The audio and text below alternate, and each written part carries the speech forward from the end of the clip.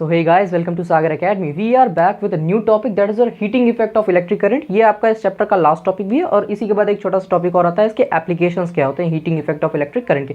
तो पहले हम लोग देख लेते हैं कि ये क्या होता है, फिर इससे एक छोटा सा फॉर्मूला आता है वो डेराइव करेंगे और इसकी कुछ खास बातें को हम लोग ध्यान में रखेंगे। चलिए देखते हैं क्या होता है। वैसे heating effect of electric current when an electric current is passed through a high resistance wire. ध्यान रखिएगा, हाई रेजिस्टेंस वायर से जब हम इलेक्ट्रिक करंट को पास करेंगे, like nichrome wire. Nichrome wire क्यों, मैंने पिछले वीडियो में आपको बताया था ना कि नाइक्रोम वायर क्या है, एक एलॉय है। और नाइक्रोम, कॉन्स्टेंटाइन, मैग्नीन जो एलॉयज होते हैं इनकी जो रेजिस्टेंस होती है वो ज़्यादा हाई होती है as compare to metals. The resistance wire becomes very hot and produces heat. तो जब हम किसी वायर में से, हाई रेजिस्टेंस वायर्स में से जब हम इलेक्ट्रिक करंट को पास करते हैं तो उसमें हीट प्रोड्यूस होती है। इतनी बात आपको समझ में आ गई होगी, ठीक है। This is called the heating effect of electric current. इसी को क्या कहा जाता है, इसी को कहते हैं हम लोग heating effect of electric current. Simple है, इसमें क्या होता है, आपकी जो इलेक्ट्रिकल एनर्जी है वो हीट एनर्जी में कन्वर्ट हो जाती है। इतनी बात यहाँ तक आपको समझ में आ गई होगी। इससे अब एक फॉर्मूला आने वाला है, उस पर ध्यान देते हैं हम लोग। कैसे आएगा, तो हम कहते हैं कि the work done by a current, मान लीजिए करंट जो वर्क डन कर रहा है आई, when it flows through a resistance R for time t।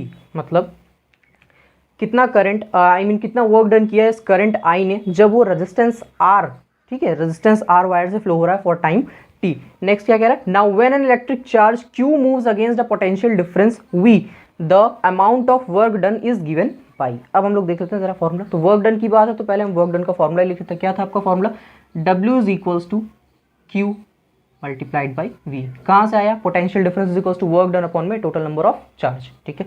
अच्छा, क्यू अगर आपको याद हो तो हम करंट से क्यू निकाल सकते हैं। करंट का फॉर्मूला क्या था, याद कीजिए, I is equals to q by T.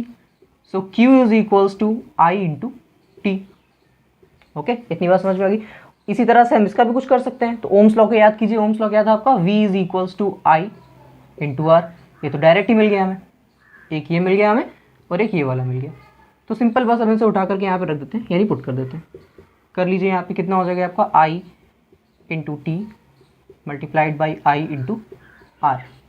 If you gonna solve this you will get w is equals to I square into R into T. Now this is a very very very important formula that you will have to learn. इसका कुछ मतलब मैं आपको समझाता हूँ। यहाँ से आप निकाल सकते हैं W इज इक्वल्स टू क्या, ये वर्क डन है, and work done is equals to your heat, ठीक है, ये याद रखिएगा। यहीं से इसे हम कह सकते हैं heat H is equals to I square into R into T. Now this is called your Joule's law of heating. Definition मैं बोल रहा हूँ, आप नोट कर सकते हैं चाहे तो। जूल्स लॉ ऑफ हीटिंग अगर आपसे कोई पूछे तो क्या होगा, आप कहेंगे कि when current of I amperes flows through a wire of resistance R ohm for time t, this is called the Joule's law of heating। इतनी बात समझ में आ गई होगी, ठीक है। अब जरा से कुछ खास बात को समझ लेते हैं। आपको दिख रहा होगा कि H is equals to I square. अच्छा, जो सामने रहता है, मैंने आपको बताया था ना कि इनवर्सली प्रोपोर्शनल और डायरेक्टली प्रोपोर्शनल वाला केस क्या था। तो यहाँ पे देखिए सारे सामने ही लिखे हुए हैं इसके। इसका मतलब H is your directly proportional to I square, H is directly proportional to R and H is directly proportional to time t। ये 3 पॉइंट्स आप ध्यान में रखिएगा। अब इससे एक और बात समझ लेते हैं। अगर मैं ये वाला फैक्टर बढ़ाऊंगा, मैंने बताया था ना कि डायरेक्टली प्रोपोर्शनल वाला फैक्टर ऐसा था, अगर उसमें बढ़ाएंगे तो एक फैक्ट उसके साथ वाला फैक्टर जो उसके डायरेक्टली प्रोपोर्शनल है वो डिक्रीज होगा, और अगर इनवर्सली प्रोपोर्शनल है उसे बढ़ाएंगे तो वो डिक्रीज करेगा, ठीक है। मतलब अगर मैं करंट को डबल कर दूं तो मेरा जो यहाँ पे वर्क डन है या कह लीजिए हीट एनर्जी है वो क्या हो जाएगा, 4th टाइम इंक्रीज करेगा। क्यों 4 टाइम इंक्रीज करेगा, क्योंकि यहाँ पे स्क्वायर है, ठीक है। इसी तरह से अगर मैं रेजिस्टेंस को इंक्रीज करूंगा तो मेरा जो हीट एनर्जी है वो भी क्या होगा, इंक्रीज होगा। और टाइम वैसे चेंज होता नहीं है, आपको ज़रूरत नहीं। इन दोनों फैक्टर पे ज़्यादा ध्यान दीजिए आप, ठीक है। इतनी बात समझ में आ गई। इसका मतलब अगर मैं रेजिस्टेंस को डबल करूंगा तो हीट एनर्जी भी डबल हो जाएगी, और अगर मैं रेजिस्टेंस को हाफ करूंगा तो हीट एनर्जी हाफ हो जाएगी। अगर मैं करंट को 2 टाइम्स डिक्रीज करूंगा तो मेरा जो हीट एनर्जी है वो 1/4 हो जाएगा, ठीक है, क्योंकि ये स्क्वायर में। अब इंपॉर्टेंट पॉइंट कि हाई रेजिस्टेंस वायर से हीटिंग इफेक्ट ज़्यादा प्रोड्यूस होता है as compare to low resistance wires. इतनी बात यहाँ तक आपको समझनी होगी। एक बात और, कई बार आपको ये सब नहीं दे रखा होगा, ठीक है, आपको आई आर ये सब टी नहीं देखा होगा, आपको कहेगा हीट एनर्जी कैलकुलेट कीजिए। ऐसे में क्या होता है ना, आपको पावर दे रखा होता है।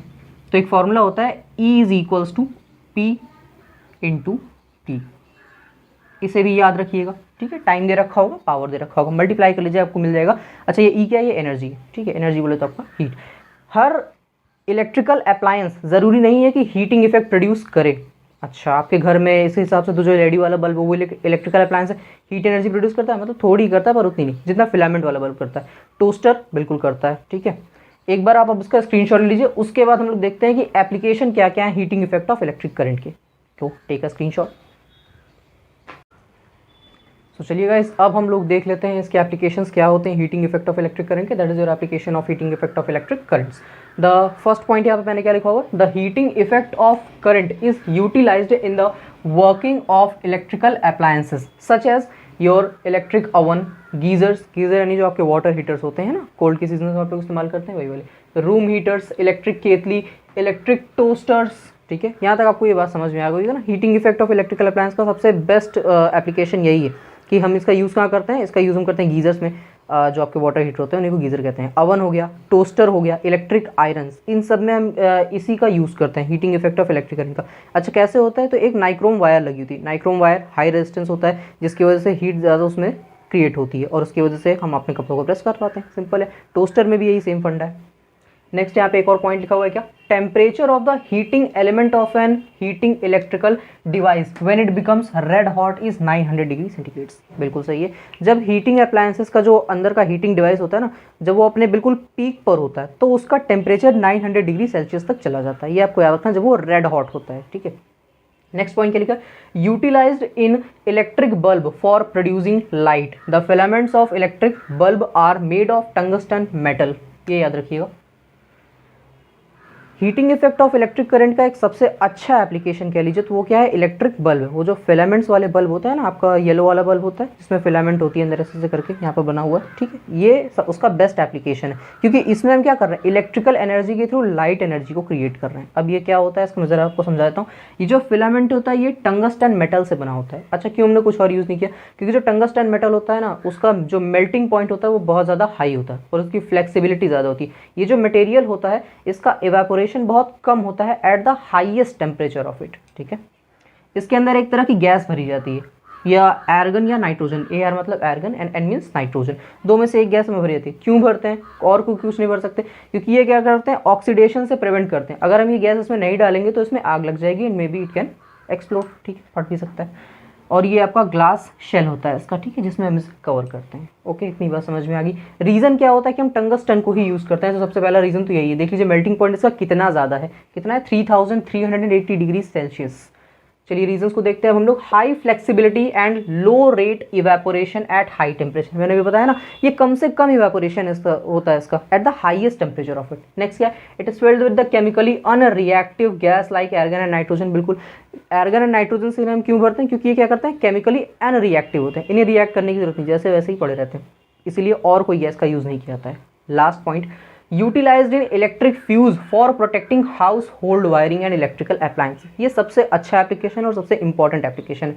What is this, your electric fuse. घरों में हमारे जो इलेक्ट्रिकल सर्किट्स होते हैं ना, हाउस होल्ड सर्किट, उनकी प्रिवेंशन के लिए इसे बनाया जाता है, इलेक्ट्रिक फ्यूज का। इसमें क्या होता है, ये देखिए मैंने यहाँ पे ड्रॉ किया हुआ है, ये होता है आपका इलेक्ट्रिक फ्यूज, और ये इसके अंदर की जो रेड वायर ये होती है फ्यूज वायर। ये एक नॉर्मल वायर से बनी, जैसे कॉपर वायर, मेल्टिंग पॉइंट उसका बहुत कम हो, पर रेजिस्टेंस जो है वो बाकी इलेक्ट्रिकल सर्किट्स में जो वायर यूज हो रही है उससे ज़्यादा होगा।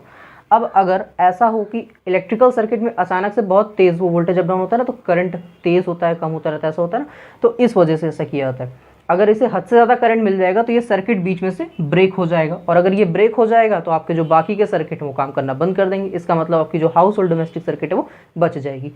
इसीलिए इसे हाई रेजिस्टेंस, मतलब बाकी सर्किट्स के कंपैरिजन में जो वायर लगी है वो हाई रेजिस्टेंस थोड़ा सा ज़्यादा होता है, हद से ज़्यादा नहीं होता है। ऐसा नहीं कि मतलब ये हीट होता ही जा रहा है, उधर सर्किट खराब होता जा रहा है, ऐसा नहीं होता है, ठीक है।